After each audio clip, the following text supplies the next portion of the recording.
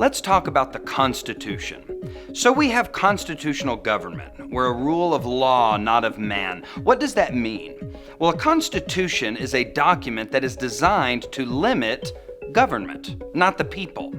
See, if the idea of the rule of law is sound, then that means that the people know what we're supposed to do based on the limitations of the federal government. Now, even before we were a nation, we had a few colonies set up, and we had what were called charter governments. And if you think of Massachusetts Bay in this example, this was a colony, or this was an area that was set up to kind of exploit the resources in the area.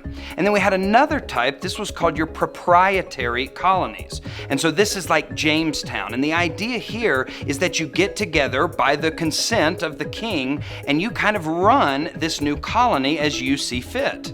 Now, the interesting thing about this is many of these local rule colonies had a bicameral legislature set up, or at least they were attempting to emulate the English Parliament, your House of Lords and your House of Commons. And so we're going to see this later on in our own formation of our United States Constitution, but nonetheless, the seeds of constitutional government in America were being planted long before our founding fathers arrived on the scene.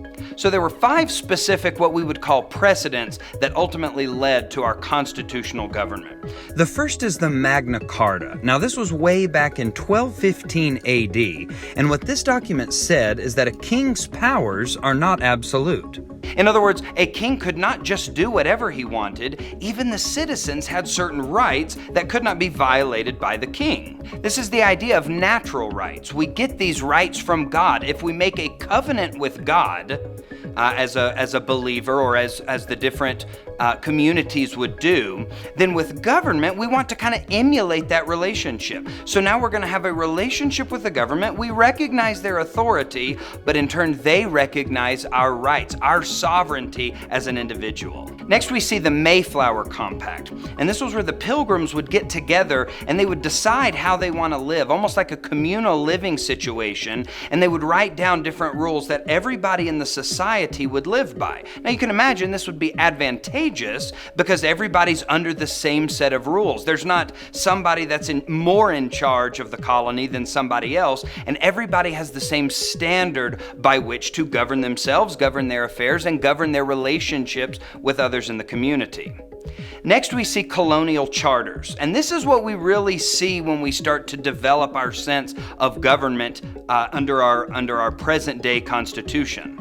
This set up those colonies in such a way that the sovereignty of what would become the states was starting to really build. These were people that were solidifying who they were in their specific colony, starting to take ownership, starting to take that pride, which developed into a sense of opposition when a king was coming in and perhaps implementing too many strict rules or acts or laws that the colonists would have deemed unfair.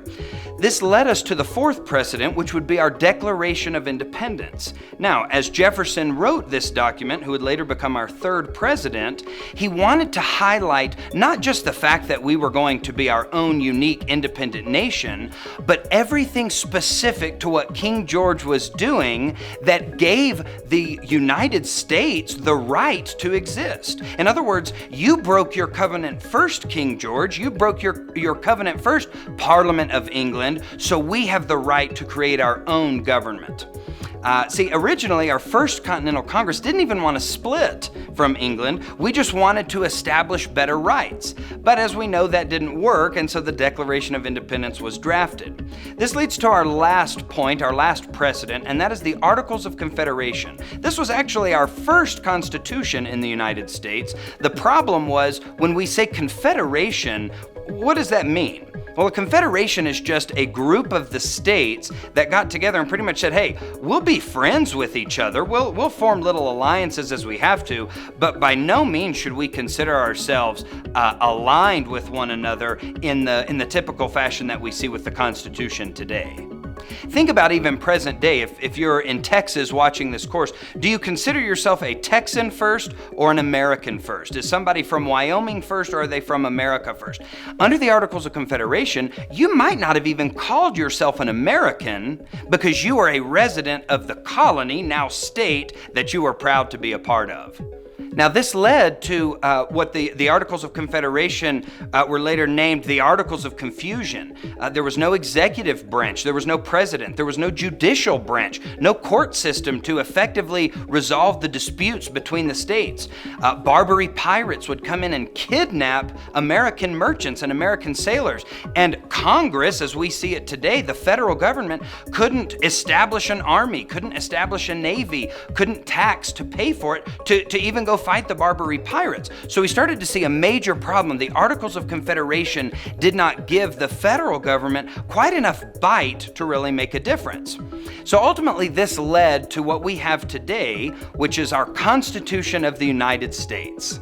Now, how we got there were a variety of different ways. How do we do representation? Do we go based on the Virginia Plan, which is all about proportional representation? Big states get more congressmen. Or do we go by the New Jersey Plan, which was the smaller state, more in line with the Articles of Confederation? Every state gets one vote exactly, whether you have the most people or whether you have the least people. So all of this went into the creation of our Constitution. And even then it wasn't solved because we had the Federalists. This is kind of our first foray into political parties, our Federalists that supported the Constitution, and they went around and tried to garner that support to get people on board. And we had the Anti-Federalists. They were afraid that this new Constitution gave the federal government too many powers, too much control. Keep in mind, the Articles of Confederation didn't do very much at all for the federal government. The Constitution gave them a little bit more power, but the Anti-Federalists were largely against it.